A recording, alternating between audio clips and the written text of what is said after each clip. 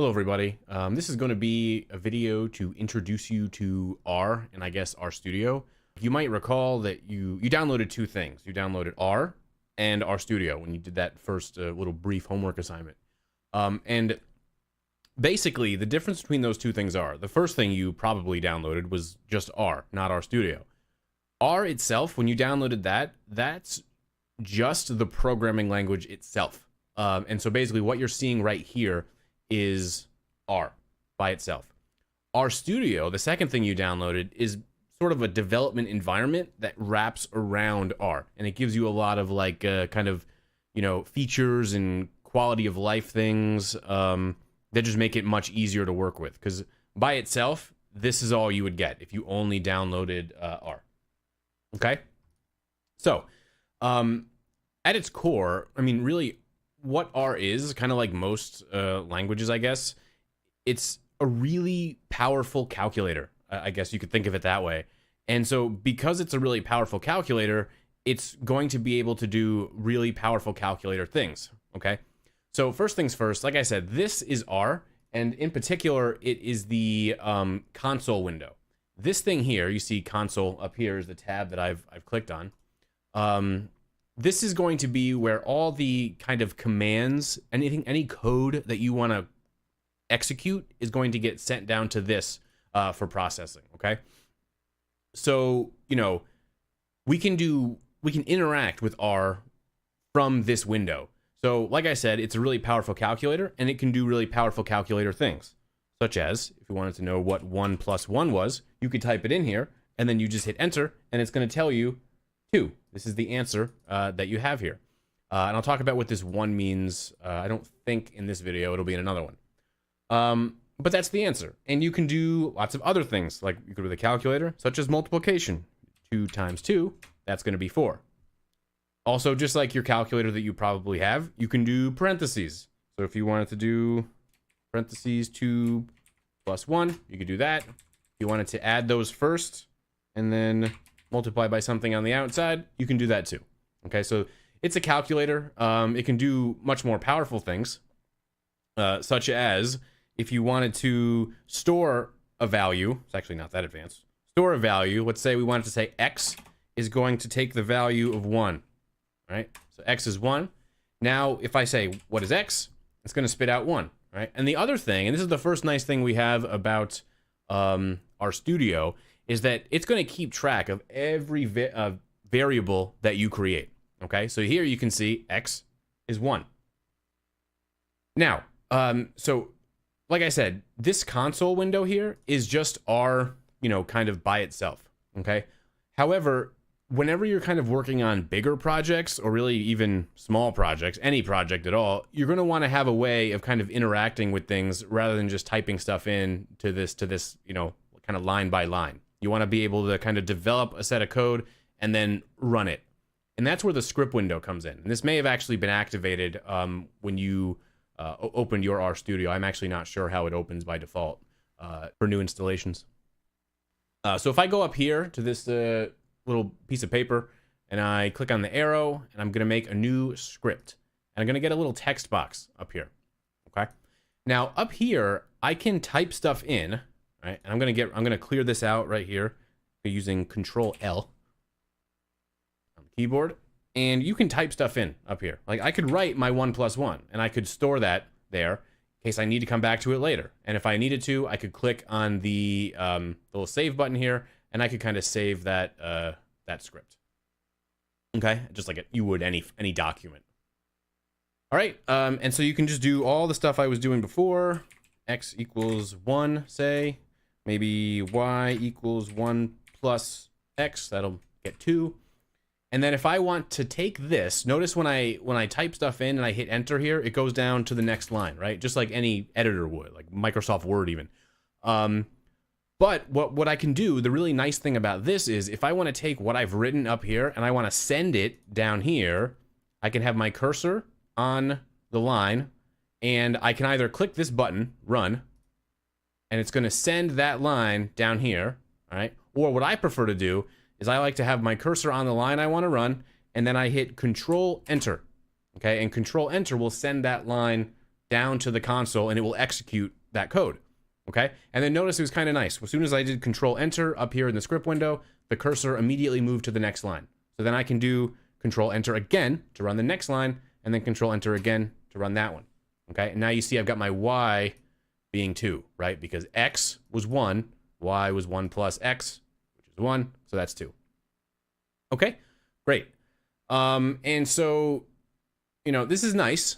And so now that I've kind of introduced what this script window is, which is what I'm going to call this from now on, I guess the first thing I want to do, because this is driving me crazy, is one nice thing about RStudio is it gives you a lot of kind of, like I was saying before, quality of life improvements. And one of those is that if this white theme kind of burns your eyes like it does mine, you can go up here to Tools. And when I click this, it's not actually, the menu's not going to render, but you're going to go down to Global Options, which I promise is right here. Click on Global Options, and then this box pops up, and we're going to click on Appearance. Okay? And you can change the font. Like, I like Consolas here, but there are lots of different ones, different fonts to kind of customize it to your liking. I like this one, but, you know, whatever you like, you do you. And then, most importantly for me, you can change the theme. And you get a nice little preview over here about what kind of your code is going to look like. For me, because I always code at night, I've always liked this one. This is a really popular one. But there are lots of different ones that are available. So I'm going to pick this one so my eyes don't hurt anymore. And also, it's kind of nice, too. All the, you know, the borders and stuff, they change color as well, which is really nice. Great. Okay. So there's that. Now, the next thing I'm going to change, and you can see over here that my editor now looks nicer. The next thing I'm going to do is I'm going to go to the pane layout and change this to how I like it. And I'm just going to change this, because you see how it's kind of in panes, right? We've got this pane over here, which is our script. We've got this one down here, which is our console. We got the one over here, which is storing, you know, our variables and other things that I'm not going to talk about right now. And then we got the one down here, which will be plots and stuff like that. Another thing we haven't seen yet. The way I like it, and that's the way I'm going to change it to now, just so you, when you see videos in the future, you're not confused, is I like to have the source window, the script window over here in the top left, and the console on the top right. So I'm going to go ahead and change that now. That's better. That way I can make this small, because I rarely need to use this. So I like to make this small, and I like to make this small. I'm going to have to go ahead and lock out some of those files there. Need to see my account numbers. And so then I can kind of focus on writing the code and executing the code, seeing what kind of comes out. Okay, great. Now that I've done this, I'm going to open the script that I have prepared for us. I'm going to close that one. Need to save that. Okay, and I'm going to go through this. In this script, you will have this, so you can work through it as well. Well, like I said, R is a powerful calculator. And it can do the addition, you can see here, and I'm control entering to send these over to the console. You know, you got your addition, your multiplication, you got your division, and exponents like this. I believe that's also how they look on most scientific calculators as well. Okay, and you may have noticed up here, I wrote some words, and it didn't make anything explode. And that's because this little pound sign, also called hashtag, also called, I guess I found out the real name for this thing. It's called an octothorpe. You can't really see my highlighting there. But that little pound sign is called an octothorpe. But whatever. Call it a hashtag if you want. Pound sign. But basically, my point is, anytime you write anything that comes after that symbol, it will not be executed. Okay? So, like, for example, and I'm over here in the console now. If I write hello, and I say enter, it's going to say, I don't know what you're talking about. What is hello? Because I could make hello a variable, right? Just like I made X a variable before, I could make hello a variable as well. So it doesn't know what I'm talking about. But if I put hashtag hello, that's fine. Okay, and so basically, there won't be an error when I put the hashtag before it. And this serves, it's called a comment, and it serves to let you make notes to yourself. So you don't just have a wall of code. You can make notes to yourself to say, you know, this is what I'm doing. Like, I'm adding numbers up here. And so when you come back to it later, you know what you were doing. And I know a lot of times I fall victim to this myself. I'll be writing a program and I'll be like, I don't need comments. I'll remember what this was when I come back to it in 6 months, and I come back to it and I have no idea what I'm even looking at. So comments are really, really helpful, and I would strongly suggest you do them. It'll help your learning. It's best practice. Like anywhere you work, if you ever have to use any kind of language like this, you always are going to have to write comments. So get in the habit of doing it. It's good. Anyway, moving on. So that's how you write comments, and just it helps to make notes to yourself and, you know, notes to you as I develop these things. But yeah, so use them. So the next thing that's important is that you can see here, I'm doing 1 + 1, and this 1 + 1 is the same as this 1 + 1 is up here. But you can just see that there's space between them. And essentially, I'm trying to demonstrate here that R completely ignores space. It completely ignores spaces. So this line 10 is exactly the same as line 4 in the eyes of R. And you can do that to make your code a little bit more readable. Like for me, a lot of times when I won't write like x = 1, I'll write x space equals space 1 like that, or maybe get rid of that space, something like that, just to make the code more readable, just so you know it will completely ignore any white space. Side note, by the way, if you're looking at other tutorials, if you Google, how do I do a thing in R, what you might see is, just like I have here, I have x = 1, you might see people writing like this with a little arrow. This thing here is called the assignment operator. And for our purposes, this thing, I mean, you can kind of see what it's doing, right? Like it's taking 1 and it's putting it into the value x, okay? You can kind of see what it's doing. But for our purposes, this thing with the 2 characters, the making that arrow, is exactly the same as an equal sign. So I'm going to try, even though normally when I write programs in R, I'm using the assignment operator for reasons I won't get into. But for our purposes, they're going to be exactly the same. So I would just, whatever you want to do. But if you're looking at tutorials online, you might see that assignment operator. There are subtle differences between the two, but it's not important here. Okay, and so just like when you're using your calculator, parentheses are important. So here, you'll notice line 13 and 14, they look really similar, but the difference is, in 14, the denominator is enclosed in these parentheses here, where it's not up here. So order of operations is a thing that R will recognize. So here, what it's going to do, it's going to do 30 divided by 2 first to get 15, and then add 1 to it. So if I run this, I'm going to get 16. However, please excuse my dear Aunt Sally, PEMDAS, parentheses are going to execute first. So if I run this line, it's going to do 2 + 1 first, get 3, and then do 30 divided by 3, or 10. Okay? Now, one nice thing when you're using parentheses, a lot of people, when they use scientific calculators, I remember this in tutoring a lot, when people would try to write big lines with lots of parentheses, and you get like a syntax error. The way R will handle this, if you write it incorrectly, basically, can be 2 ways. So for example, I'm over here in the console window now. If I write 30 divided by, and I start my parentheses, let's say it didn't autocomplete the second one there. Start my parentheses and I do 2 + 1, and I don't close it.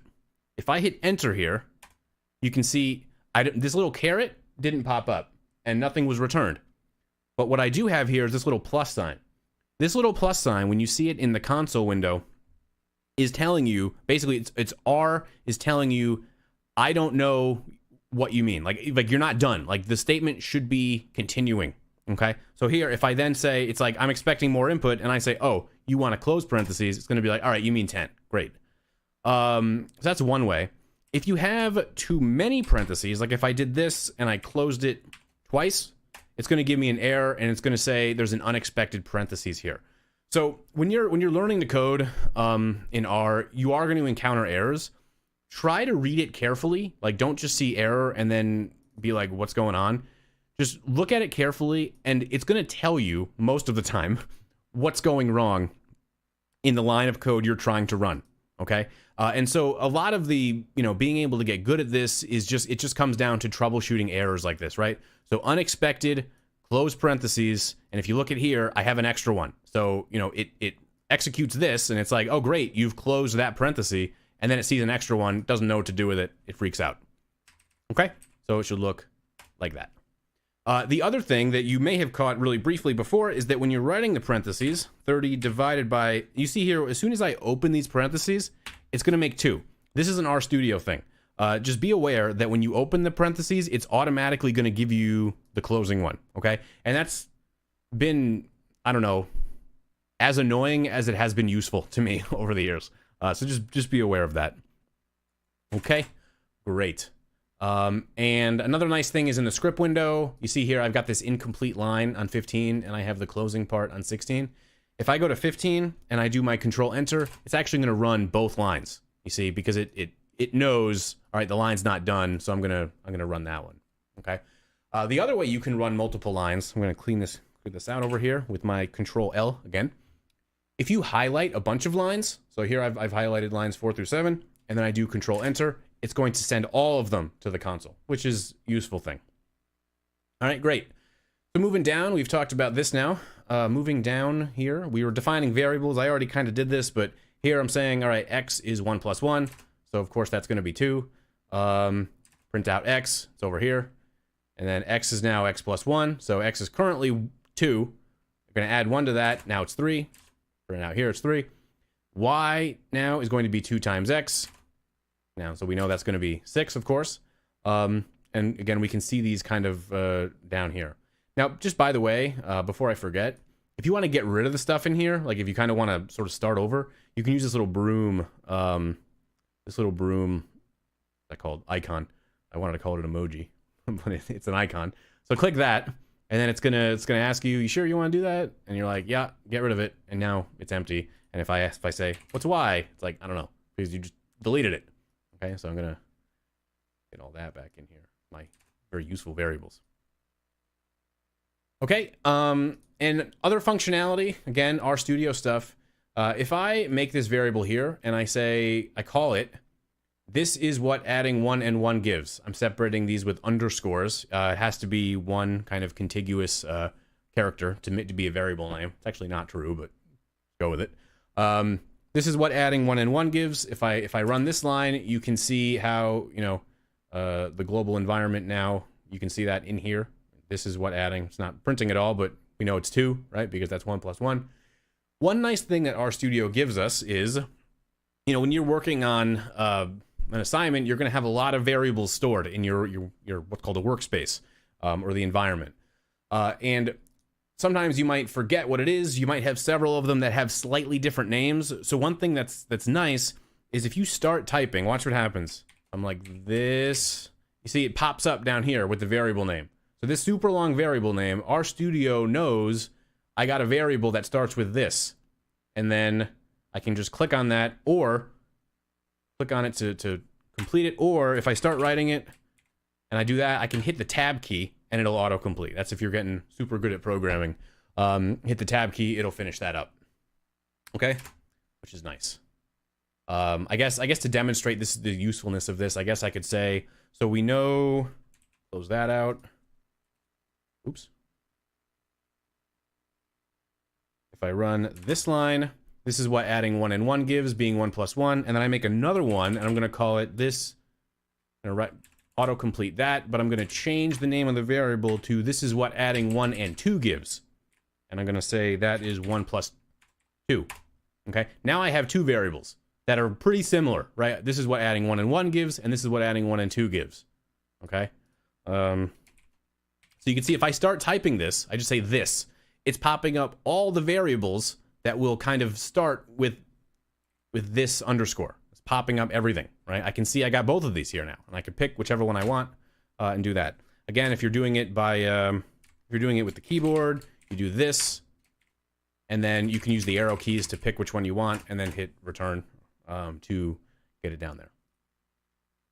Okay. I guess I'll finish this up with a couple other things. Just a brief mention of what functions are in R. And functions are basically how you're going to do any kind of non-trivial calculations. So for example, the sqrt function here means square root. And to use a function, you're going to write it down. And you can see RStudio is actually really good about, the function names are kind of in a separate color. That color is going to depend on your theme, whichever one you go with. Hopefully you change it from the default. But SQRT is square root, and you can see I'm doing square root, and then I use the parentheses here to say what I want to do the square root of, which is going to be the square root of 4, which is going to give me 2. The exp function, this is going to be like an exponential, like when you see e raised to the whatever. Let's change this comment to 1. E to the 1 is going to be exp. Run that, and e, of course, is 2.7, whatever. And then the last one here on 34 is log. And one important thing to note for math people, you know, the convention, I think, in math, at least when you're going through school, is that when you see log, it means log base 10, okay? Meaning the exponent of a base of 10. However, in R, when you write log, it means natural log, or ln. Write that here. Natural log ln. Like in mathematical, you know, writings, you would see that written as ln, not log. But in statistics, for whatever reason, I think because we pretty much only, in stats, we only use natural log most of the time. Don't want to make too many general statements there, but most of the time we use natural log, so we just write, instead of ln, we write log. Okay? And that carries into R, because R was made for statistics. So log is natural log, not base 10. If I wanted to, I could say log 10 of 100, and of course I'm going to get 2 there, because 10 to the 2 is 100. Okay? That's base 10, like log 10. Okay? So then down here, log of x of 20. Of course, this is going to give me 20 because it's the inverse function. I don't know why I'm showing you that. It's not a math class. And then finally, exponential notation. If you have giant numbers that are going to be, you know, coming down here, it's not going to write the entire number out. Just like a calculator, if I write e to the 100, okay, it's going to tell me 2.468, and then I got this e and then plus 43, okay? This is R's way of telling you scientific notation. Okay, so what this is going to mean, this is going to be the same as 2.688117 times 10 to the 43. That's what this means. Okay, this E and then plus 43 means scientific notation, essentially times 10 to the 43. All right, so that'll be the end of our introduction video here. There'll be more to come, and like I said, as we go through these, if there's anything you want to see, some programming aspect that everybody's struggling with, I can easily make more videos as time goes on. But that'll be it for this one, and the next one will be vectors, kind of data indexing, using a little bit fancier data, plot, making histograms, kind of basic stat stuff. But yeah, that's it. Thanks.